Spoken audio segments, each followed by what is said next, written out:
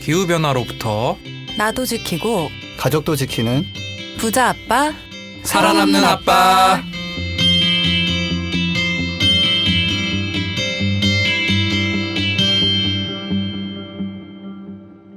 안녕하세요. 팟캐스트 부자 아빠 살아남는 아빠입니다. 기후변화로 급변하는 경제산업구조 속에서 우리들의 가족도 지키고 재산도 지킬 수 있는 방법을 지금부터 알려드립니다.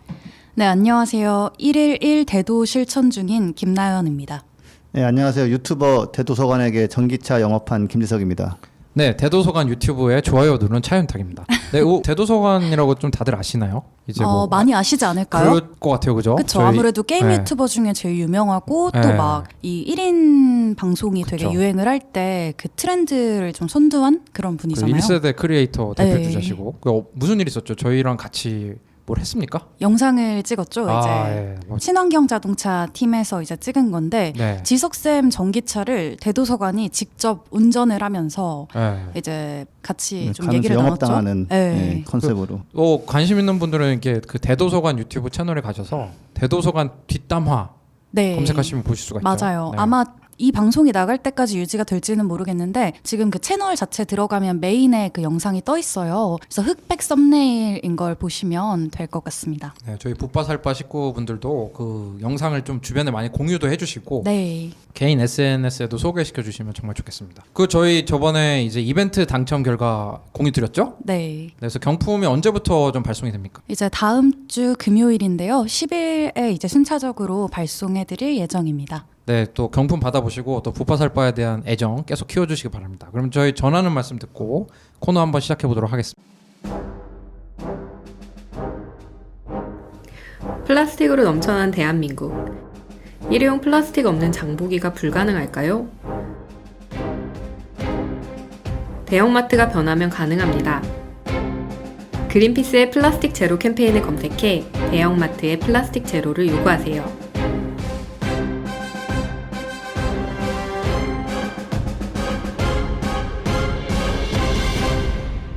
네, 붓바살바가 자랑하는 코너죠. 주간 전기차. 오늘 소식 엄청 많이 가지고 오신 것 같아요. 와.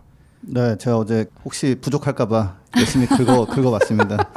원래 보통 해외에 있는 뭐 일렉트랙 같은 사이트에서 좀 소식을 가져왔는데 우리나라에 좀 무슨 일이 있나 한번 다음 포털을 뒤져가지고 한번 찾아왔는데 오늘 제가 녹음한 날짜가 7월 1일인데 오늘부터 이제 전기차 충전비가 조금 올라갑니다. 인상되나요? 예. 이게 원래 예전에 높았는데 더 좀 많이 팔아야겠다 해가지고 싸게 이제 한 뭐 50%씩 막 내려주고 뭐 기본 요금 빼주고 막 이래가지고 굉장히 싸게 하다가 그게 원래 3년이 약속이었어요. 그 3년 그게 기간이 끝나가지고 7월 1일부터 오르는 줄 알았는데 자세히 읽어보니까 둘째 주부터 오르는 거라서 이번 주까지는 뭐 진짜 월 10,000원에 충전이 가능한 상태인데 다음 주에는부터는 뭐 일단 한 20-30% 정도 이제 오를 걸로 돼 있습니다. 아니, 그러면 이 대도서관한테도 영업을 하셨는데 충전 비용이 싸다라는 이 메리트가 좀 사라진 거 아닙니까? 근데 이제 10,000원 하던 게 한 15,000원으로 올라가는 정도. 그러니까 프로로 따지면 한 50% 오르고 뭐 이런 뭐 30% 오르고 이런 거지만 뭐 그래봤자 뭐 한 5,000원이니까 뭐 커피 하나 사다 가다가 누가 툭 쳐서 떨어뜨렸다. 그래서 확 엎어졌다. 한 달에 한 번씩 그런 일이 있다. 이 정도 생각하시면 된다. 기름값이 또 인하됨에 따라서 그래도 여전히 이 메리트가 있다는 거죠. 그럼요. 예, 여전히 메리트가 있고, 그리고 또 이제 그 다음 소식을 제가 가져온 게 뭐냐면, 이렇게 한 3년 정도 한정으로 좀 혜택 주던 것들이 이번에 전기요금은 다시 약간 좀 올라갔지만, 다른 것들은 지금 연장이 되는 방향으로 가고 있어요. 뭐 고속도로 통행료 뭐 이런 건가요? 그렇죠. 예, 그래서 그 부분을 제가 좀 말씀을 드릴게요. 그러니까 전기요금은 소폭 올라갔지만, 아직 그 가솔린보다 낮고, 다른 혜택은 여전히 있다. 그렇죠. 예, 끝날 줄 알았던 혜택이 좀 늘어나고 있는데, 내가 한 가지 슬픈 소식은 왜 늘어났느냐, 연장됐느냐, 차가 생각보다 많이 보급이 안 돼서.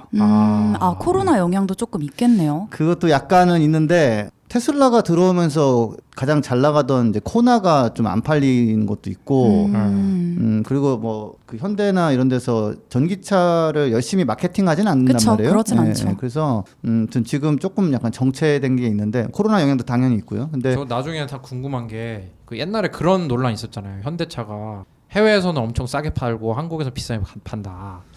전기차도 좀 그럴지는 않아서 궁금한데 나중에. 왜냐면 코나 같은 경우 테슬라랑 가격 차가 많이 안 나는 것이 원인이겠죠? 테슬라에 밀리는? 근데 이런 게 있어요. 미국에서 그 자동차 세금이 그 우리나라는 뭐 개별 소비세 같은 게 붙잖아요. 미국 같은 경우는 그게 없나 그래요, 거의. 네, 그래가지고 테슬라도 우리나라에 들어와서 10% 세금이 붙어가지고 더 비싸지고 미국에서는 좀 싸죠. 10% 싸니까 그런 게 있고요. 근데 일단은 이제 그 친환경차 개별 소비세 감면 혜택이 전기차는 300만 원 한도인데 2020년 12월 31일까지 하고서 이제 폐지가 될 예정이었는데 요번에 아무래도 연장을 좀 해야 될 것 같다. 그러면서 이제 지금 뭐 분위기는 연장하는 분위기로 지금 나오고 있고 그게 2020년 세법 개정안에 연장하는 걸로 반영한다라고 지금 기사가 나오고 있습니다. 이 수소차 같은 경우는 400만 원까지 감면해 주는데 그게 2022년까지거든요. 네, 그러니까 이제 뭐 형평성도 맞출 겸 한 2년 정도 더 연장하는 걸로. 근데 뭐 이것도 아무튼 좀 안 팔려서 이런 거라서 조금 안타까운 면이 씁쓸하네요. 네. 그렇죠, 씁쓸하죠 좀. 그래도 세금 빼준다는 건 되게 좋은 소식이죠. 그럼요. 예, 그 차값이 뭐 한 100만 원, 뭐 200~300만 원 이렇게 줄어드니까. 예, 그래서 그렇고. 그다음에 이것도 좀 이제 약간 이제 새로운 시대를 보여주는 그 지금 변화가 하나 있는데 뭐냐면 고속도로에 경차 통행료 할인을 줄이고 전기차, 수소차는 확대 및 연장한다. 라는 게 나왔습니다. 예. 이거 기사 보니까 막 악플 달리더라고요. 막 경차 왜 혜택 줄이냐. 그렇죠. 이제야 뭐 경차는 항상 이제 우대받는 게 이제 뭐 거의 뭐 20년 됐나 뭐 이런데. 그 뭐 기억나잖아요. 우리 옛날에 그 대우 티코 광고할 때 그 일본의 미치코상 이런 여자분이 나와서 아껴야 잘 살죠. 이래가지고 그 광고 기억 안 나세요? 나현 쌤은 기억 안 날 수도 있겠다. 저는 안 나는데 그 배우가 누군지는 알아요. 아니요, 일본 사람이 나와가지고 그게 진짜 경차 열풍의 시작이었어요. 그 대우가 티코르라는 차를 만들었는데 그 티코로 그 개그 시리즈가 있을 만큼 그럼 그것도 티코가 안 움직이는데 알고 봤더니 바퀴에 껌이 붙어 있더라. 그 광고를 할 때 일본 주부가 나와가지고 실제 일본 일본은 경차 이렇게 많이 타는데 분이구나. 아껴야 잘 살죠 하는 그게 되게 유행이었거든요. 그렇게 해서 인기가 이제 약간 경차를 타면 절약의 상징. 그렇죠. 경차 똑똑하다 이랬는데 지금 경차에 대한 혜택을 줄인다는 것이 원인이 뭡니까? 자, 이유가 뭐냐면 그 경차가요 대기 오염이 일반 차보다 한 5배에서 6배가 나와요. 진짜요? 예. 조그만데? 조그만데. 그게 아마 요건 확인을 좀 했어야 되는 건데 그 규정이 좀 다르던지 한가 봐요. 뭐 1000cc 이하는 뭐 이런 식으로. 그래서 한 대여섯 배가 나오고 그다음에 원래 약간 뭐 경제적으로 경차만 정도만 탈 수 있는 분들을 위해서 혜택을 주는 건데 이렇게 조사해 보니까 보통 차가 2대 이상 있는 곳에서 세 번째 차로 경차를 가지고 이게 어디 갈 때 조금 뭐 싸게 다닐 때 뭐 쓴다든지. 두 번째 차도 아니고 세 번째 차. 네, 두 번째나 세 번째 차인데 뭐 세 번째 차인 경우도 많대요. 그래가지고 그런 분들한테 더 혜택 주는 건 좀 아니지 않냐. 마트 갈 때는 경차 타고 이런 분들. 뭐 그런 거죠. 공영주차장 갈 때는 경차 타고 이런 식으로. 그래서 그렇고 그다음에 이 경차가 기름을 좀 덜 먹긴 하지만. 생각보다 또 많이 먹어요 이게. 그래서 이산화탄소 배출 면에서 내연기관차고 효율이 아주 좋은 것까지는 아니기 때문에 예전에는 경차 인증하면 연비가 20km 나왔어요. 리터당 20km. 근데 최근에 제대로 된 연비 계산 측정을 해보면 한 14.4 나오고 그래요. 모닝 같은 게. 아반떼가 13 뭐 그러거든요. 또 경차 타시는 분들은 이제 또 그 모닝이냐 스파크냐 또 이런 자존심 대결도 있고 막 그랬는데 그 뭐가 우위예요, 근데? 이게 그 스파크 타시는 분들은 나름 이게 외제차다라는 그런 프라이드가 있는 분들이고 이게 모닝 타시는 분들은 이게 모닝이 이게 좀 하루 이틀 만에 받을 수 있는 차가 아니다. 엄청 대기 시간이 길대요. 경차가 인기가 좋아서. 또 약간 모닝 부심이 있으신 분들이 있고 막 그렇습니다. 그 약간 경차는 어쨌든 다 이제 그 기름을 떼어가지고 가는 거니까. 그렇죠. 아마 그런 지점에 있었어서 일반 경차는 이제 줄이고 뭐 전기차나 수소차에 대한 혜택을 늘리는 거겠죠. 그렇죠. 그래서 내가 너무 답답한 게 이게 홍보팀 이제 가고 싶다는 생각이 들 때가 어떤 때냐면 얼마 전에 또 무슨 새만금인가 아니다 어디다 뭐 태양광 발전소를 엄청 크게 짓는데 보도 자료에 기후 변화 대응하기 위한 이런 혜택 이런 걸 한 줄도 안 썼더라고. 이렇게 큰 태양광 발전소를 지면서 얼마나 탄소 배출을 줄일 수 있는지 아니면은 뭐 이렇게 경차 혜택을 줄이면 얼마나 탄소 배출을 줄일 수 있는지 그런 게 없으니까 사람들이 졸속 행정이다 이런 댓글 다는 것 같아요. 왜 그럴까? 기후 변화를 가장 홍보 많이 하는 데가 어딘지 아세요? 그린피스 아니에요? 아니 저기 원자력 발전하는데 그다음에 저기 그 뭐야 수소차 그런 데서 좀 이렇게 막 보고 있으면 우리 홍보물인가 보고 있으면은 수소차 빵 나오고 뭐 이러는데 자 아무튼 경차는 과거에는 약간 뭐 이렇게 서민들을 위한 뭐 이런 이동 수단 이렇게 해가지고 우대해줬지만 이제는 예, 좀 역사의 뒤안길로 그 예전만큼 메리트가 없다. 더 좋은 대안은 전기 수소차고 이쪽이 잘 아직 안 보급이 좀 덜 됐기 때문에 연장 그 혜택을 늘리기로 지금 논의가 되고 있습니다. 저도 고속도로 통행료를 한 50% 감면을 한 3년 동안 받았는데 다시 제가 보니까 2, 3년 더 받을 것 같아요. 그거 커요. 그 고속도로 하이패스 비용 만만치 않거든요. 많잖아요. 그 제가 이제 앞차가 지나갈 때는 분명히 800원 딱 찍히는데 제가 지나갈 때 내비에서는 통행료는 800원입니다 그러는데 찍히는 건 400원 이러니까 그때마다 그 삶의 희열과 정말 그 인생의 그런 그 의미를 찾거든요. 내가 그렇죠. 옳은 선택을 했구나. 난 오늘 돈 빠르게 벌었다. 옳은 선택을 했구나.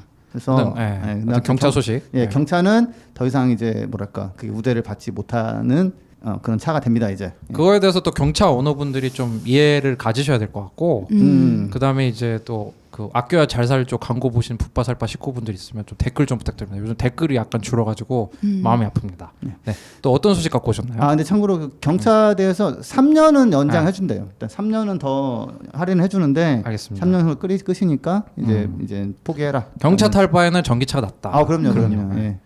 그래서 이제 경차에 대한 매력을 떨어뜨렸으니까 이제 전기차로 또 영업을 제가 또 해야죠. 제가 약간 좀 늦게 알아가지고 도움됐을지 모르겠는데 기아차에서 매주 총 34대의 전기차를 소울 전기차 7대 인기가 좀 없죠. 그다음에 니로 EV 이건 인기가 좀 있어요. 이거 27대를 이렇게 3박 4일 동안 금요일부터 월요일까지 빌려주고 설문 뭐 쓰면은 이제 빌려주고 와. 13,000원씩 스타벅스 기프티콘 뭐 주고 그다음에 시즌 끝나고 3개월 내에 사면은 뭐 10만 원 할인 혜택 주고 뭐 이런다고 합니다. 그래서 약간 니로가 좀 더 인기가 좋은 게 신모델이라는 거죠? 소울보다. 아니 소울이 이게 좀 박스형 차인데 미국에서는 인기가 많은데 우리나라에서는 별로 인기가 없어요. 그 되게 좀 안 팔리는 모델 중에 하나인데 디자인에 약간 호불호가 있는 거예요. 우리나라에서 좀 안 먹히는 디자인인데 미국에서 굉장히 인기가 좋은데 그래서 니로는 그냥 뭐 평범한 약간 좀 SUV 스타일이고 그래서 요게 있으니까 이미 늦었을 수 있지만 한번 무료로 3박 4일 동안 전기차를 한 10분만 타보거나 20분만 타보면 잘 몰라요 사실은. 그렇죠. 약간 생활을 해보면 제일 좋거든요. 그래서 한번 신청 한번 해보셔라. 이미 끝났을 수도 있지만. 그 다음에는 뭐 제가 너무 영업하는 것 같지만 뭐 일단 준비했으니까. 어떤 지석쌤한테 뭐 인센티브가 안 들어가잖아요. 전기차 또 판다고 해서. 그렇죠. 저는 뭐 없어요. 비영리로 영업하는 거니까. 그럼요.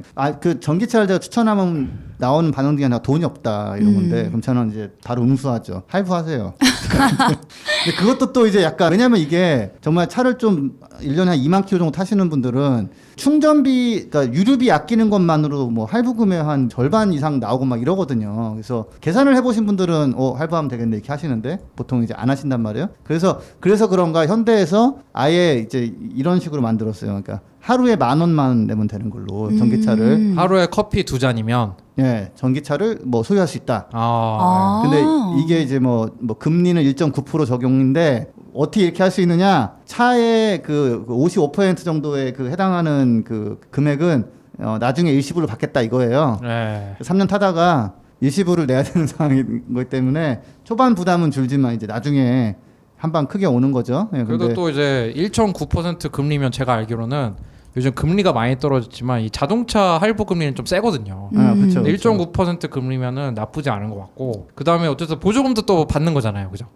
처음에 보조금을 국가가 내주는 걸로 초반에 이제 그 차 대금을 일부 내는 거니까 현대차에서는 그냥 그걸로 일단 한번 땡기고 뭐 그 월 30만 원 정도씩 받고 하는데 코나 EV 같은 경우는 하루 10,000원, 아이오닉이라고 이제 주행거리가 좀 짧은 그 해치백 스타일이 있는데 그거는 하루 7,000원 정도고 그래서 초반 가격이 부담이라는 그런 반응이 많아서인지 이렇게 만들어놓은 할부 패키지인데 뒤에 55% 날라온다는 거는 확실하게 아시고 한번 그래도 그러니까 조금 더 접근성은 높아진 게 있으니까 한번 찾아보시라는데 이것도 다시 한번 좀 잘 안 팔리니까 이런저런 게 나오는 전기차 많이 보급돼야 되는데 어쨌든 뭐 좀 안타까운 상황입니다. 이런 차 살 때 또 카드 잘 이용하면은 또 많이 할인되니까 그런 것도 있죠. 알아봐 주셨으면 좋겠고 또 어떤 소식이 갖고 오셨나요?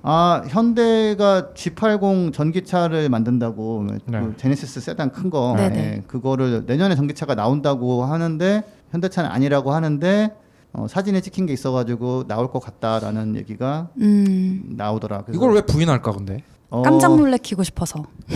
그렇죠. 그런 게 있는 것 같아요. 그래서 웃긴 게 이제 요즘은 분위기가 포드도 머스탕 그 마하 2를 이미 공개를 하고 네. 내년에 나와요 이렇게 하는데 현대 같은 경우는 끝까지 이제 괜히 막 이것저것 칠해가지고 위장해가지고 차 모양을 못 알아보게 이렇게 뭐 하고 뭐 결제가 안 났겠죠. 그렇지. 내가 결제가 안 난 거죠. G80 얘기해도 돼요? 안 돼.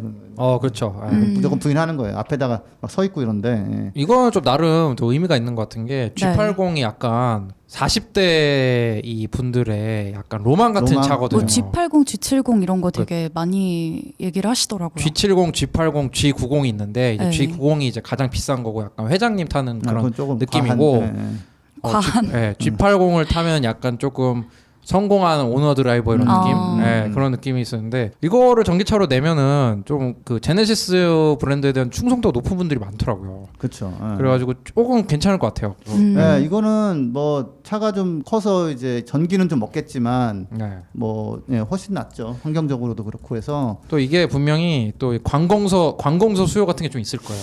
G80 관공서 타면은 이건 좀 아니 뭐 약간 국회의원이나 이런 분들 검찰총장, 뭐 약간 전기차면은 좀 봐준다라든지. 네, 그렇죠. 그리고 뭐 이거는 붓바살바 들으신 분들, 1년 들으신 분들은 지금쯤 이제 부자가 되셨을 거 아니에요. 그래서 그렇죠. 왜 난 못했지? 우리 만드는 사람들이니까. 그 벤츠에서 뉴 EQC 400이라고 프리미엄 전기차를 떡하니 가져왔습니다. 드디어 벤츠가 내놨군요. 사실 벤츠가 그렇죠. 궁금하네요. 이거 디자인. 벤츠가 이제 수입차인데 전기차 같은 거 거의 안 팔잖아요. 거의 없었죠. 뭐 자기들 유럽에서는 뭐 좀 팔기 그런 디젤 차나 이런 걸 많이 파는데 뭐 좀 괜찮게 냈습니까 이번에? 조건이? 디자인 괜찮네요. 가격은 뭐 굉장히 저렴한 1억 한 1억 40만 원. 굉장히 저렴한이라고요? 웬만한 사람들은 다 살 수 있는. 이 정도 다 있잖아요, 그죠? 두 분 다 부자 아빠 되신 거 맞네요. 뭐 가능한. 나중에 국민연금으로 다시 뭐 상황 이렇게 뺀다거나 이렇게. 근데 조금 아쉬운 거는 그리고 이게 한번 그 겨울철 연비가 많이 떨어져가지고 보조금 탈락했다가 다시 절치부심 재시험을 봐가지고 뭐 돼가지고 이제 보조금도 나오고요. 근데 이제 좀 한 가지 좀 아쉬운 점은 이게 배터리가 80kWh예요. 이러면 테슬라 모델 3하고 더 큰 건데 차가 더 커서 그런지 아무튼 일회 충전 주행 거리가 309km니까 배터리 크기 치고는 좀 주행 거리가 좀 짧은 게 좀 아쉽다. 그렇네. 아이오닉이 배터리가 40kWh인데 270km 하거든요. 거의 뭐 차이가 없네요. 거의 차이가 없어요. 왜 그런 거예요? 그러니까 이게 한 가지는 그 전기차가 뭐 모터만 집어넣고 배터리 집어넣으면 끝이라고 생각을 하는 그런 말들이 좀 있는데 실제로는 그 효율을 높이기 위해서 이런저런 좀 그 노하우가 필요한데 현대나 기아가 좀 이런 효율이 좀 좋은 편이고 테슬라도 꽤 좋고요. 근데 그 독일 고급차들이 효율이 별로 썩 좋지가 않아요. 아직까지는 아직 노하우가 좀 부족한 것인지. 그냥 부가 장치 같은 게 많이 들어서 그런 거 아니에요? 그런 것도? 그래도 300km는 좋은 차는 막 그런 것들이 의자에서 마사지 안마 시트 이런 거? 글쎄요. 부럽던데. 제가 한번 제 전기차에다가 한번 안마 시트 한번 실어놓고 한번 달려볼게요. 근데 알겠습니다. 이거보다 더 나올 것 같아요. 근데 좀 그게 좀 아쉽다. 그리고 폭스바겐이 전기차 디젤 게이트로 뭐 굉장히 욕도 많이 먹고 몇 명 잡혀가고 감옥도 가고 그랬어요. 제가 그날 그 폭스바겐 그때 당시 회장이 사과하는 사진이 일면으로 나온 독일 신문을 제가 하나 사놨어요. 나중에 혹시나 뭐 있을까 해가지고 정말 그때 개망신 당했죠, 진짜로. 그렇죠. 그 뭐 국민 기업 같은 데였는데 그래서 근데 거기가 이제 전기차 선언을 하고서 굉장히 그 스타일이 다른 CEO가 들어와가지고 이제 지금 전기차 그런 전환을 리드하고 있는데 치비카우 공장이라는 데가 있어요. 근데 이게 한 110년 뭐 넘었나 이런 곳인데 여기서 이제 내연차 생산을 중단하고 전기차 생산 체제로 이제 완전히 바꿨다고 합니다. 그래서 33만 대를 만들 수 있는 전기차 라인을 이제 1년에요? 예, 1년에. 이거 뭐 어마어마하겠네요. 만만치 않죠. 지금까지 가장 큰 데는 테슬라의 그 프리먼트 공장이라는 데인데 거기 50만 대 만들거든요. 근데 이게 거기야 이제 뭐 새로 한 거지만 이거는 내연기관차를 있던 걸 110 몇 년을 하던 공장을 딱 끊고 이제 바꾼 거니까. 그러면 막 내연기관차에서 이제 전기차 넘어갈 때 막 원래 있던 그 공장을 바꾸기가 어렵다 막 이런 얘기가 있었는데 이게 되게 사례가 될 수도 있겠네요. 제가 사실은 그 대학 학부 제 동기들이 네. 우리 과 나왔다고 얘기하지 말라고 하는데 이게 그때 배운 게 그거예요. 그 공장 레이아웃을 배치해가지고 네. 이게 최단 가장 기간 생산 효율적으로? 가장 많이 되도록 하는데 그거 뭐 지서쌤이 말씀하신 것처럼 새로운 공장으로 설계하는 게 훨씬 난데 옛날 공장을 이렇게 바꿔갖고 30만 대를 한 거면 저기 뭐 공학자들 좀 많이 쥐어짰다.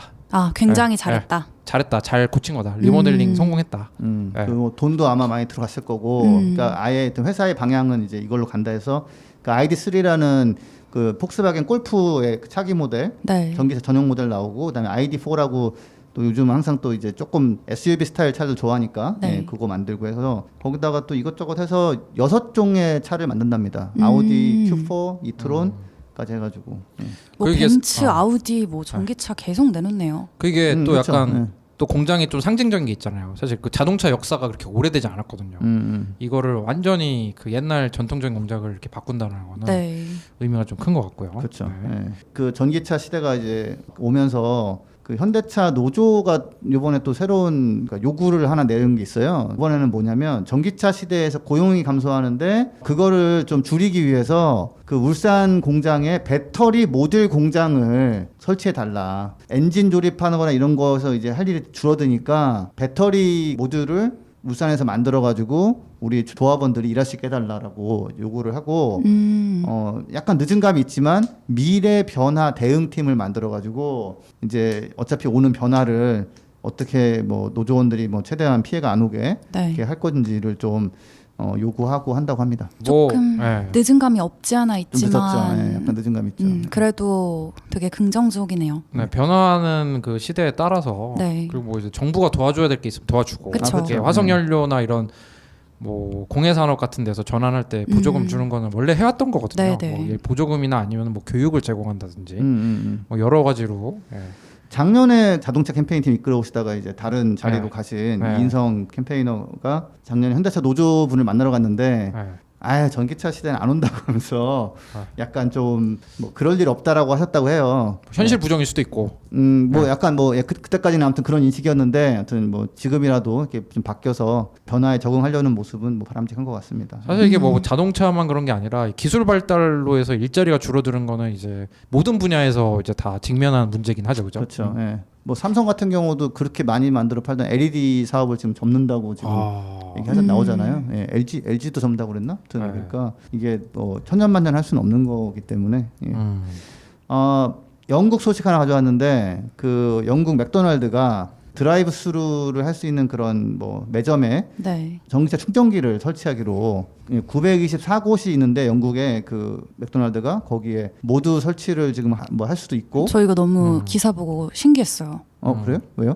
되게 그 맥도날드가 지금 배달도 우리나라에서도 이제 전기 스쿠터 이용해서 하고 있는 걸로 알고 있는데 그걸 넘어서서 이렇게 충전할 수 있는 인프라까지 제공을 한다는 게 또 그린피스가 또 맥도날드랑은 항상 친하지 않았는데 또 이런 거는 또 괜찮게 하고 그러니까요. 있네요. 네. 예, 근데 이제 맥도날드는 이제 그 소고기 버거를 하잖아요. 그렇죠. 그거에 대해서 이제 그린피스가 그것도 그렇고 뭐 일회용 옛날에 쓰던 것도 뭐 우리가 많이 지적을 해왔고 문제가 많죠. 예, 그래서 하여튼 거기 가서 꼭 밥을 먹는 건 제가 추천하고 싶지 않은데 좋은 메뉴가 있으나 모르겠어요. 또 건강적으로도 썩 좋은 건 아니죠 보통. 근데 이제 뭐 전기차에 대해서는만큼은 좀 기여를 하려고 하고 있고. 참고로 저 제주도 같은 데 가보면은 무슨 롯데리아 이런 데 충전소 있고 막 그런 게 있어요. 이렇게 점포가 대대적으로 하지는 않는데 그 하여튼 인스타볼트라는 충전기 회사랑 협업해가지고 맥도날드가 만든다고 합니다 이거를. 요즘 인스타 이름이 붙은 그런 회사가 많이 생기는구나. 인스타 카트도 그렇고 그렇습니다. 아무튼 예, 이제 거의 끝나갑니다 이제. 아니요, 너무 오늘 소식에 충실해서 좋은 것 같아요. 뭐 진짜 요즘은 정말 전기차 관련 소식이 굉장히 많아요. 그 SK 이노베이션이 이제 지금은 매출의 99%는 석유화학 정유고 한 1% 정도가 배터리인데 이제 이쪽으로 좀 더 이렇게 배터리 쪽을 키우려고 하는 것인지 그 미국 조지아 주에 전기차 배터리 공장을 짓기로 뭐 MOU를 맺었다고 합니다. 트럼프 대통령이 굉장히 좋아할 만한 소식이네요. 예, 트럼프가 나갈 때가 돼서 아마 하는 게 아닐까 생각도 좀 드는데. 근데 조지아가 현대 공장이 있는 곳이에요. 그래서 여기 기사에는 현대차 공급한다는 말은 없었지만 뭐 아무래도 현대 쪽으로 가는 것 같고요. 예, 조지아의 다른 공장은 제가 잘 모르겠거든요. 뭐 있으시겠지만. 그래서 거기서 좀 아쉬운 거는 근데 이제 해외에 짓다 보니까 거기 제1공장하고 제2공장 해가지고 한 2,600명 정도를 고용한다고 합니다. 그래서 이런 게 우리나라에 생기면 더 좋을 텐데 뭐 그래도 어쨌거나 석유로 돈을 버는 SK이노베이션이 전기차 배터리 쪽을 키우는 거는 뭐 나름대로 긍정적이다. 예. 이게 공장 세우는 거는 전 세계 정부랑 전 세계 지자체랑 경쟁하는 것 같아요. 그렇죠. 얼마 전에도 뭐 기사 봤는데 뭐 인도네시아 대통령이 LG는 무조건 와라 뭐부터 해가지고 유치 이런 게 좀 뜨겁더라고요. 일자리 만드는 게 그렇게 어려우니까. 예, 예. 네.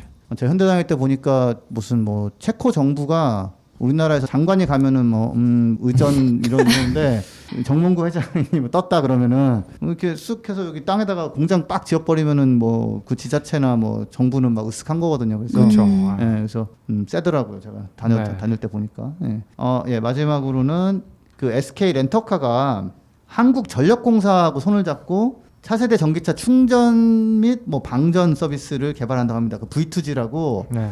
제가 파봐야겠지만 네. 그 스마트 차징이라는 거는 뭐냐면은 태양광이나 풍력 같은 거든 뭐든 해가지고 전기가 막 남을 때, 쌀 때 그때 딱 차가 알아서 켜져가지고 충전하는 게 이제 스마트 차징인데 그것도 좀 한다고 그러고 또 그 V2G라는 거는 차가 배터리에 전기가 많이 있고 세상은 전기를 필요로 할 때 전기가 부족하다 뭐 블랙아웃 위기다 이럴 때 그냥 쏴져가지고 전기 보내줘가지고 그 블랙아웃이 안 되게 하고 이런 기술인데 이거를 한전하고 같이 해가지고 만들겠다는 거예요. 그래서 제가 하나 이제 제 생각으로는 이게 렌터카가 누군가 빌려갔을 때만 돈을 벌잖아요. 네. 근데 이런 식으로 V2G를 하고 스마트 차징을 하면은 최대한 싸게 충전을 해놓고 그 다음에 아무도 안 빌려가도 전기를 팔았다가 쌀 때 충전했다가 비쌀 때 보냈다가 하면서 전력망에도 기여하면서 사실은 세워놓은 차가 나름대로 돈을 좀 벌 수도 있어요. 이게 잘 되면은. 그래서 SK 렌터카가 좀 그런 걸 좀 본 게 아닌가. 그래서 관광을 사람들 많이 다녀. 그러면 렌트해줘서 돈 벌고 뭐 아무도 차를 안 써. 그러면 그냥 세워놓고 돈 벌고. 예, 그러면서도 우리 때문에 태양광 풍력이 이렇게 안정적으로 가는 거다 이렇게 자랑할 수도 있고. 그래서 예, 이런 사업은 끝까지 잘했으면 좋겠는데 네. 하다 많은 경우가 많아가지고 예, 그래도 예, 긍정적으로 변하고 정말 한 1년 전하고 비교하면 이 전기차 관련 소식과 이 여러 가지 그 질이 참 정말 이제 많이 이제 빠르게 가는 것 같다는 생각이 많이 들었습니다. 그리고 우리 작년에 초창기 할 때만 해도 네. 좀 많이 소식이 그렇게 맞아요. 국내 소식 같은 거 많이 접하기 쉽지 않았는데. 네. 그렇죠. 예, 네. 뭐 이렇게 다양한 게 없었는데 지금은 근데 진짜 1년 안에 많은 그쵸. 변화가 있었던 네, 것 네. 같아요. 기업들이 막 뭐 움직이고 뭐 기업의 유명한 3세 4세들이 만나고 네. 그렇죠. 그쵸. 많이 변화가 있는 것 같습니다. 네, 오늘 전기차 소식 감사합니다. 네, 감사합니다. 그럼 전화를 말씀 듣고 다음 코너 시작해 보도록 하겠습니다. 이 방송은 여러분의 소중한 후원으로 만들어집니다. 국제환경단체 그린피스 서울사무소에 후원해 주실 분들은 네이버에서 그린피스 팟캐를 검색하시면 아주 쉽게 후원에 참여해 주실 수 있습니다.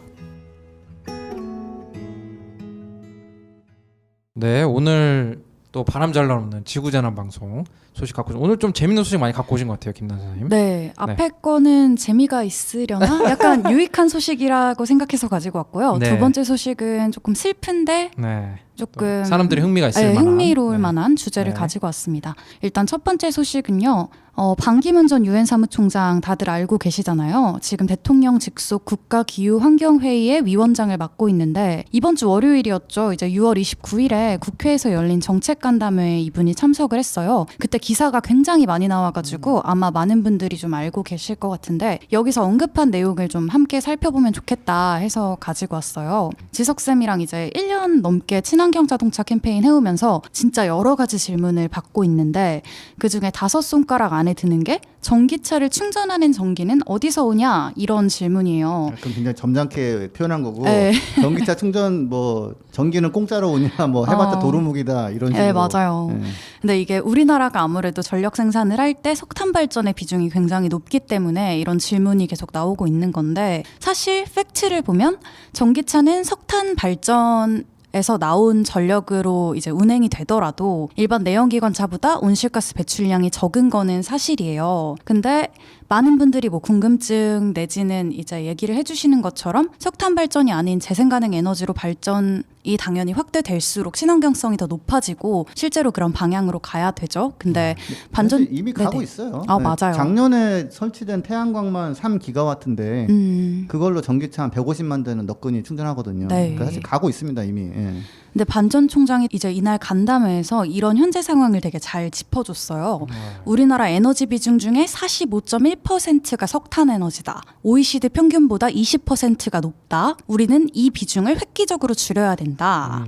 그리고 산업통상자원부가 2034년까지 28% 감축을 목표로 하고 있는데 이게 석탄 비중이 가장 낮았던 1990년대보다도 10%가 높은 수치라고 하더라고요. 오, 왕기문 사무총장님이 아주 괜찮은 거를 지적해 주셨네요. 네, 그리고 되게 세게 지적을 해주셨죠. 그리고 얼마 전에 그 양현호 캠페이너가 이제 붓바살바에 출연을 해서 두산 관련해서 이제 특집에서 우리나라 해외 석탄 발전 투자에 대한 문제를 얘기를 해주셨잖아요. 두산중공업 그리고 뭐 한국전력까지 얘기를 해주셨는데 반 전 총장도 이 부분에 대해서 또 지적을 했더라고요. OECD 국가 중에서 해외 석탄 발전소에 공적 금융을 지원하는 국가는 우리나라랑 일본밖에 없다. 그러니까 OECD 국가 중에선 그런 거고 전체를 따지면은 중국도 들어가는 중국도 거죠. 있죠. 그렇죠? 중국이 1위죠, 사실은. 크기로 보면. 그래서 산업부나 기재부가 우리나라가 기후위기 대응에 있어서 좀 앞서 나갈 수 없다고 얘기를 하는데 굉장히 시대착오적인 발언이다. 오, 이분 왜 이러시지? 되게 또 있어요. 여기서 멈추는 게 아니라 우리나라가 기후악당이라는 수식어를 가지고 있다는 사실도 저희가 여러 번 언급을 했었잖아요. 근데 이분이 이제 문재인 대통령한테 기후악당이라는 말을 제일 처음 전달했던 분이라고 하더라고요. 아, 저 반기문 전 사무총장이 문재인 대통령 만나셔가지고 이제 바로 우리나라를 기후악당이라고 이제 사람들이 욕한다 이런 걸 전달했다라는 거죠. 그렇게 전달을 했었는데 이제 전달을 할 때까지는 그런 용어를 못 들어봤었는데 이제 본인이 전달을 하고 나서 인지를 하게 됐다. 그리고 우리가 G7 정상회의 참석하고 있잖아요. 근데 우리나라가 이미 온실가스 배출국으로 세계 7위 안에 드는 G7이다. 좀 괜찮은데 이거? 라임이 맞는 것 같은데? 이렇게 얘기를 하셨어요. 그리고 또 기후악당이라는 이런 오명에서 벗어나서 기후를 선도하는 국가가 돼야 된다. 이런 메시지까지 딱 주셨는데 반기문 전 사무총장님 지지합니다. 저는 그린피스 캠페인 메시지인 줄 알았어요. 그래서 뭐 윤탁쌤이나 지석쌤도 이거 다 팔로우업 하셨겠지만 좀 어떻게 보셨는지 궁금하기도 했어요. 저는 이건 팔로우 안 했고 G7에 정상회의 초대받은 우리를 일본 사람들이 못 오게 한다. 그게 훨씬 재밌는 뉴스긴 한데. 역시 일본 동향이. 네. 그리고 또 뭐지? 그 제가 요즘 좋아하는 그 펑쿨 색자님 있잖아요. 보이즈미 신지로 아직도 총리 후보 2위를 달리고 있더라고요. 2위? 1위 누구예요 그럼? 1위는 그 아베의 그 정적이 있어요. 그 자민당이. 저분이 저러고도 아직 2위구나. 근데 이런 훌륭한 뉴스가 숨겨져 있는지 몰랐습니다. 네. 근데 이게 제가 좀 이분은 좀 그 전부터 이미 이 얘기를 많이 하셔야 되는 분인데. 맞아요. 네, 그래서 제가 기후환경회의 위원장은 월급이 안 나오나? 왜 이렇게 열일을 안 하시지? 제가 그랬는데. 근데 말씀하셔서 뭐 해외 금융 안 된다고 했는데 한전이 네 알겠습니다 하고서 땅땅땅 그 어제 6월 자와 30일에 90포기 인도네시아 지켰습니다. 우리는 예전에도 많이 해서 돈 벌었어요. 이러면서 앞으로 잘할 거예요. 그거 뭐라고 나온 줄 알아요? 어차피 우리가 안 지면 중국이 짓는다. 맨날 그 얘기지 뭐. 그러면은 뭐 우리가 안 좋은 일을 그러면은 꼭 우리가 중국에 뺏길까 봐 우리가 안 좋은 일을 먼저 해야 돼? 내가 삥 안 뜯어도 제가 삥 뜯을 거야 뭐 이런. 그런 거 아니야 진짜. 이상한 거 아니야. 논리가. 정말 너무 충격적인 뉴스였고 너무 우울했어요. 네. 그래서 근데 이제 반기문 사무총장이 계실 때 파리 기후 협약 됐잖아요. 그러니까 그렇죠. 이분은 자기 레거시 그러니까 자기가 해놓은 가장 중요한 업적으로 해가지고 한국에 딱 들어왔는데 우리나라 그냥 신나게 석탄 발전소 짓고 그냥 이러고 있으니까 그래서 저는 좀 더 말씀하셨으면 했는데 뭐 노력하셨는지 안 하셨는지 모르겠지만 이제야 말씀하셨는데 이게 전 약간 이런 느낌이 든 게 내일 그게 한전에서 이렇게 땅땅땅 할 건데 그 전에 나는 한마디 해놔야지 그래도 나는 이건 좀 아닌 것 같아요 이렇게 하고서 제가 봤을 때 이분 진심인 것 같고 그린피스 한번 액션에 액티비스트로 한번 참여하실 만큼 정신무장이 돼 있으신 것 같습니다. 그리고 사실 우리 한국에서 배출한 그런 국제기구 수장인데 파리 협약을 했다는 건 좀 대단한 거잖아요. 그렇죠.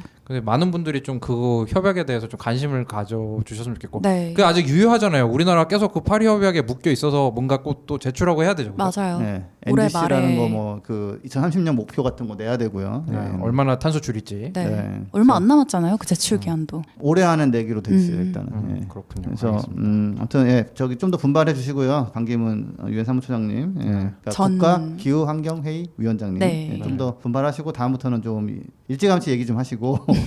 아무튼 아쉽습니다. 저는 좀 아쉬웠어요. 너무 이게 좀 늦게 말씀하셨다는 느낌이 많이 들었어요. 앞으로 더 많이 얘기를 해주셨으면 하는 바람이네요. 예, 앞으로 NDC나 이런 거는 좀 제대로 갈 수 있게 네. 일본의 자와 이거는 뭐 진짜 뭐 국가 원로와 기후 위원장이 하지 말자고 했는데 그냥 바로 그냥 승인 나가지고. 네. 너무 화탈했습니다. 제가 존경하는 또 박명수 선생님이 하신 말씀이 늦었다고 생각했을 때 진짜 늦었을 늦은 때 거. 당장하라. 하셔서 좋은 것 같습니다. 네. 또 어떤 소식 갖고 오셨나요? 그 지금 우리나라도 반려동물 가구가 늘어나고 있잖아요. 요즘 반려동물 없으면은 뭐가 안 돼요. TV 채널에 반려동물이랑 먹는 거밖에 안 나오는 거예요. 그쵸. 우리도 반려동물 하나 출연시킬까? 지금 반려동물 키우고 계신 분 계시나요? 아 저는 반려인간 키워요 저는. 얼마 전 세상을 떠난 아. 사슴벌레 친구. 맞다. 기억나요. 네. 그래서 지난 21일에 이제 한국농촌경제연구원에서 발표한 자료에 따르면 지난해, 그러니까 2019년이죠. 이때 기준으로 국내 반려동물 양육 가구가 전체 가구의 이제 거의 4분의 1을 넘었다고 해요. 26.4%. 그렇죠. 그러니까 4가구 중 1가구가 반려동물을 키우고 있다는 건데 이분들이 주목할 만한 뉴스가 있을 거예요. 저희 청취자분들 중에서도 양평개엄마님도 계시고 그렇죠. 윙구 어머님도 네, 계시고. 맞아요. 네. 네, 블룸버그 그린 기사였는데 온열 질환에 대한 품종 취약성에 대한 연구에 대한 내용을 이제 다뤘더라고요. 네, 세계적으로 가장 더운 해라고 하면은 2016년이 꼽히나 봐요. 이때 영국에서 반려견이 최소 395마리, 거의 400마리가 온열 질환으로 이제 수의사한테 그런 진료를 받았대요. 근데 이 중에서 14%가 56마리가 하늘나라로 떠났다고 하더라고요. 더위 먹어서. 네. 근데 반려견들이 실제로 기후 위기를 겪을 때 사람이랑 굉장히 유사한 방식으로 영향을 받게 된대요. 뭐 포유류니까 뭐 네. 항온동물. 네. 근데 여기에 대한 연구가 아직은 되게 부족하고 그래서 이 반려견들을 뭔가 온열 질환으로부터 보호하기 위한 이런 전략도 좀 부재하다라는 얘기가 있었는데 사실 이제 반려견이 완전히 식구예요. 가족이에요. 그쵸, 이제 세상을 가족이죠 보니까. 진짜. 네. 근데 이제 연구자들이 데이터를 통해서 알아낸 게 어떤 품종이 더위에 가장 시달렸는지, 왜 그들이 더 취약했는지 이 두 가지를 조사를 했다고 해요. 근데 조사 결과 반려견의 몸무게, 나이, 그리고 두개골 구조가 온열 질환으로 인한 사망이랑 굉장히 높은 연관이 있었다고 해요. 나이랑 몸무게는 좀 이해가 되는데 네. 두개골 구조 좀 색다르네요. 그쵸. 네. 먼저- 두상이죠. 우리나라 네, 따지면. 두상이에요. 열을 잘 못 빼고 뭐 그런 거 아니에요? 네. 그래서 차례차례 이제 살펴보면 레브라도 레트리버라는 이 품종이 기준점 역할을 했다고 하는데 뭐 저는 잘 몰라서 레브라도 찾아보니까 레트리버를 기준으로 해서 네. 이 친구보다 더 취약한 거, 덜 취약한 친구. 네, 뭐 이거- 그렇게 볼 수도 있을 것 같아요. 강영욱 그 견통령님이 이거 한번 얘기하셔야 될 것 같아요. 네, 한번 얘기해 주시면 재밌겠네요. 네. 근데 이 제가 레브라도 레트리버라는 종을 잘 몰라서 찾아보니까 캐나다 원산의 사냥개래요. 근데 몸무게가 좀 있는 그런 친구인가 봐요. 레브라도 레트리버를 처음 아셨어요? 네. 이 진짜 유명한 개긴 한데. 그래요? 네. 저는 몰랐는데 네. 이제 몸무게가 50kg 이상인 반려견은 품종을 불문하고 이런 더위로 인한 스트레스에 되게 취약하다고 하더라고요. 50kg 이상이면? 네, 50kg 이상이면. 그리고 그 중에서도 이제 나이가 12세 이상이면 민감도가 훨씬 높았다. 그러니까 12살이면 이미 좀 오래 산 거죠, 사실은. 그쵸. 근데 이제 아까 시니어도. 이제 근데 이게 개 이 세상에서는 막 25세 살면은 막 거의 뭐 기네스북검 이런 거. 그쵸, 그쵸. 자, 여기서 한 가지 그런 거 있잖아요. 뭐 기후 위기는 뭐 어린애들이 참 안 됐다 이렇게. 근데 최근에 나오는 거 보면은 폭염 같은 것 때문에 네. 사실 돌아가시는 분들은 대부분 나이가 많으신 분들. 그쵸. 고령의 네, 분들이 그래서, 많이 영향을 받으시죠. 네, 지금 나는 이제 나이가 들어서 이제 나는 괜찮고 애들이 걱정이네 이런 분들은 본인들을 좀 걱정하셔야 된다. 이 연구에서도 안 그래도 사람의 나이랑도 그런 연관을 지어서 좀 얘기를 했더라고요. 그리고 잉글리시 불독 그리고 카발리의 킹 찰스 스패니얼 이거는 이제 딱 들으면 대충 생김새가 감이 오시죠?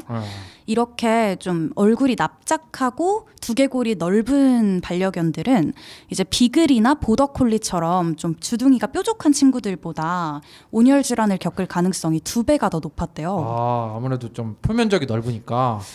제가 하나 들은 거는 이 불독이나 이런 것들이 네. 그 코가 이렇게 납작한 애들은 네네. 사실은 숨쉬기가 되게 어렵대요, 걔네들이. 그래서 사실은 그런 종을 계속 교배해가지고 만들어내는 거가 이게 되게 그냥 태어날 때부터 숨쉬기가 힘든다고 뭐 그러더라고요, 얘네들은. 그러니까 이제 그런 애들이라서 아마 조금 더 상황이 나빠지면 더 못 견디는 것이지 않을까 싶어요.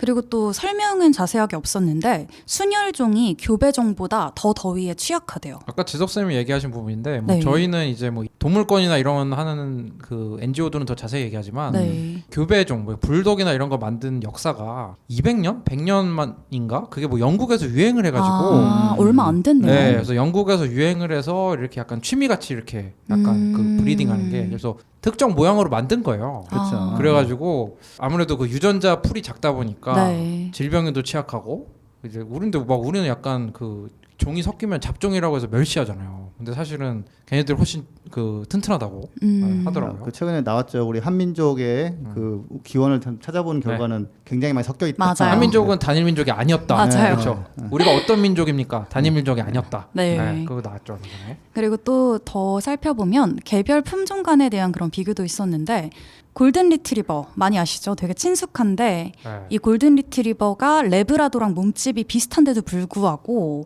레브라도보다 온열 질환을 겪을 가능성이 2.7배, 거의 3배가 더 높았다고 해요. 제가 알기로는 레브라도 리트리버를 개량해서 나온 게 골든 리트리버라고. 골든 리트리버가 가죽이 더 두껍다고 이렇게 설명이 나와 있더라고요. 그리고 그레이하운드 아시죠? 그 되게 알죠. 빠른 사냥개, 그레이하운드 그 약간 날렵하고 옛날에 이제 그 뭐야 경주용 그런 네, 맞아요. 개로 많이 했던. 그 그레이하운드는 레브라도보다 민감도가 4.3배가 더 높았대요.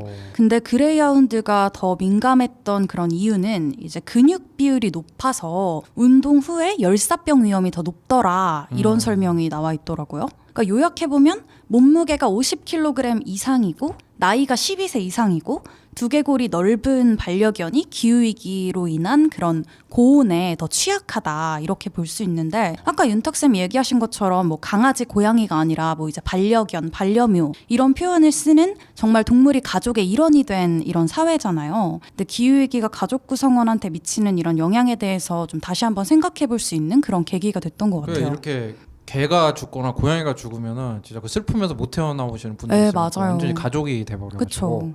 그 추운 데서 살던 큰 개를 특히 한국에 가져오신 분들은 최소한 여름에라도 털도 좀 빡빡 깎아주고 물 좀 뿌려주고 그 원래 이런 데가 맞지도 않는데 더 더워져가지고 네. 좀 신경을 많이 쓰셔야 되고 사실은 이런 개들을 한국에 그러니까 더운 곳에 데려와가지고 키우는 것 자체가 사실은 좀 맞지가 않아요. 그때 막 시베리안 허스키 뭐 이런 게 유행했었잖아요. 네. 좀 하여튼 가져오셨으면은 좀 잘 보살피시고 그리고 이제 그런 개들을 계속 키우면서 그냥 소소하게 사는 것도 기후 위기로 인해서 못하게 되는 게 있기 때문에 이걸 좀 막아야 된다. 반려견 반려묘 시장이 커질 수밖에 없는 게 유럽 같은 데도 보면은 이렇게 그 1인 가구에서 진짜 많이 키우거든요. 맞아요. 진짜 막 가족으로 하고 하는데 그래도 1인 가구가 늘어나면서 이게 좀 많이 늘 것 같긴 한데 좀 이제 기후 변화에 대한 이해도 더 있으면서 이제 가족 구성원에 대한 책임감 있는 그런 그렇죠. 저희 식구 그 부파사파 식구분들은 그런 분들은 없을 것 같습니다. 네. 저는 그냥 안 키워요. 애 키우기도 너무 힘들어. 저희 애가 너무 그 특종 그 견종을 사달라고 지금 난리가 나고 그래가지고 진짜 그냥 듣고 무시하고 있습니다. 네. 오늘 재미있는 소식 감사하고요. 네, 전하는 말씀 듣고 방송 마무리하도록 하겠습니다.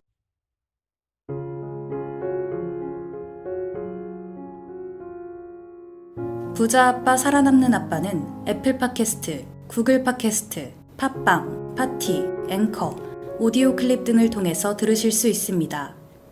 방송에 대한 의견이나 참여를 원하시는 분들은 gkr@greenpeace.org로 메일을 보내주시면 저희가 정기적으로 확인하겠습니다.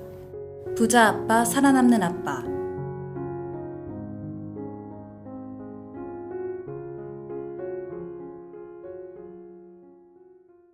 네, 오늘 전기차의 각종 소식부터 이제 반기문 전 사무총장님의 네. 좋은 말씀부터 해가지고 저는 오늘 전기차 소식이 한 12개 정도 지석쌤이 가지고 와주셨잖아요. 네. 그래서 너무 유익하고 재밌게 잘 들었습니다. 네. 또 그리고 또 반려견의 기후변화 세상 너무 네. 재밌었어요. 이거 좀 더 알고 싶은데 그 저도 좀 궁금한 게 막 진돗개 같은 게 약간 좀 풍산개보다는 좀 기후변화에 좀 더 잘 견딜 것 같고 삽살개 같은 경우는 좀 많이 털이 힘들지 않을까 많으니까 생각이 그렇죠. 들고. 아무래도 막 그런 털이 길고 네. 이런 장모종인 친구들은 조금 더 힘들지 않을까? 굉장히 재밌는 소식이었습니다. 강아지 진짜 관심 많으시니까 네. 어쨌든 사람도 기후변화에 점점 취약해가고 있는데 반려견뿐만 아니라 뭐 반려묘도 있고 뭐 네. 너무 많죠. 요즘 뭐 사실은. 파충류도 키우시는 분도 많고 또 파충류 같은 경우는 아예 성별이 뭐 다르게 나오는 거잖아요. 변온동물. 나중에 뭐 이새 같은 경우도 거북이 얘기 많이 했지만 네, 거북이는 네. 암컷이 굉장히 늘어난 거였죠 아마. 네, 수컷이 줄어들고. 네. 네, 알겠습니다. 이런 또 반려견이나 이런 반려묘 관련해서는 또 동물권 활동하시는 NGO 분들 많거든요. 그래서 네. 그냥 뭐 새로운 품종을 막 그냥 구입하시거나 이런다기보다는 뭐 유기견을 분양 받으신다라거나 하여튼 뭐 그런 거를 또 이렇게 많이 좀 봐주셨으면 좋겠어요. 막 순종을 고집하고 그런 거 말고. 네, 저는 아까 그런 얘기 해주셨잖아요. 이제 지석쌤이랑 인탁쌤이 순혈종보다 교배종이 더 기후위기에 잘 견딜 수 있는 이유 뭐 이런 얘기를 해주셨는데 개들이 워낙 요새 많다 또 보니까. 엄청 유행이잖아요. 시골 잡종 들어보셨어요? 뭐예요 그게? 모르세요? 또 기가 막힌 시골 잡종을 이제 시골 잡종이라고 약간 표현을 하고 동유럽 건 줄 있는데 알았어요. 이렇게 기가 막힌데. 네, 알겠습니다. 그럼 오늘 마지막으로 음악 소개하고 마무리할 수 있도록 하겠습니다. 팟빵 뮤직에서 도도어스님이 부릅니다. 11시. 네, 팟캐스트 듣기 좋은 시간이죠. 네. 네, 듣고 마무리하도록 하겠습니다. 감사합니다. 감사합니다. 감사합니다.